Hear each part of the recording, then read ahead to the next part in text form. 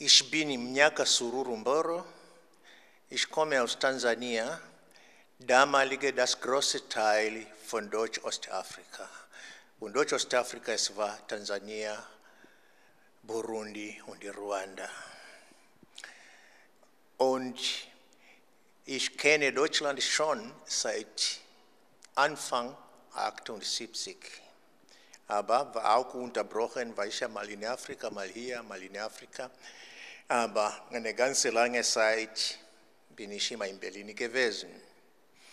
Und in Berlin, ich mit der tansanischen Community, haben wir eine Trauermarsch gemacht, um zu erinnern, unsere Vorfahren, die in der größten Kolonialkrieg, was damalige in Deutsch-Ostafrika gefunden ist, und dieser Krieg hieß Maji Maji.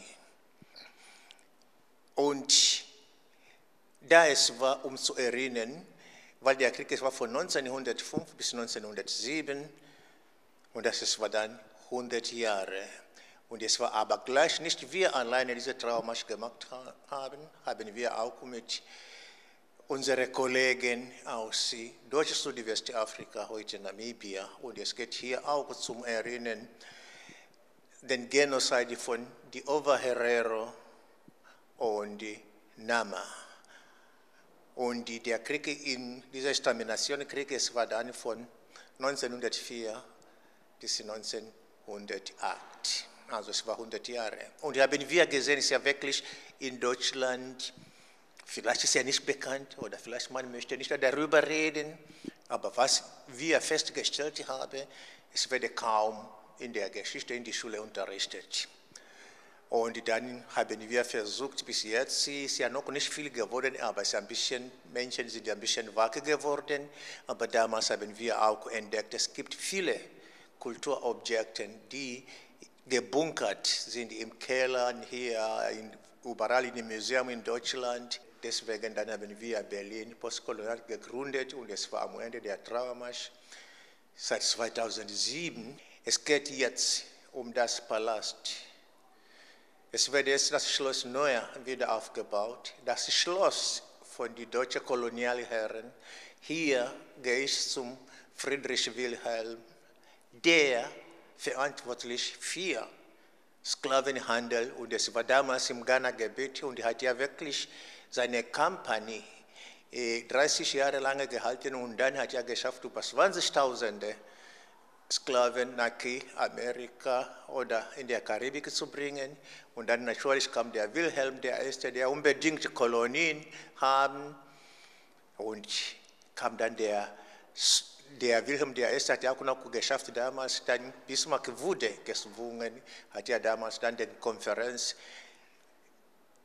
in Berlin gebracht, wo er war. Dann als Vorsitzender von dieser Konferenz und da haben dann ein Lineal genommen und Afrika geteilt, wie sie sich mögen. Und wir aus Berlin, postkolonial, da wo diese Konferenz stattgefunden hat, damals, ist in der Wilhelmstraße Nummer 92.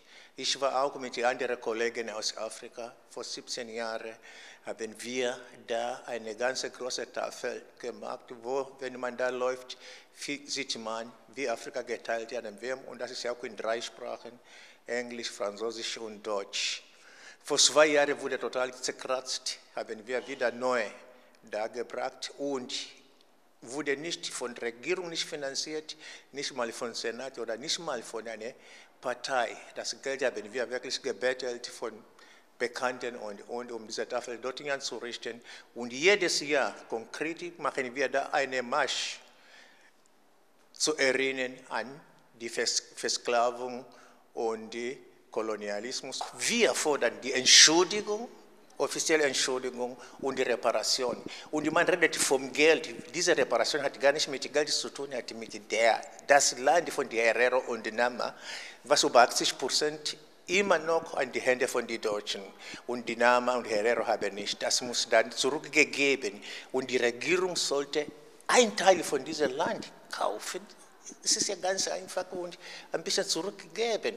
Ein Teil kann ja auch bleiben. Ja. Und was dann auch geht, dass diese Umbenennung von den Straßen, muss auch passieren. Es ist nicht nur in Berlin, es gibt mehrere in Deutschland auch.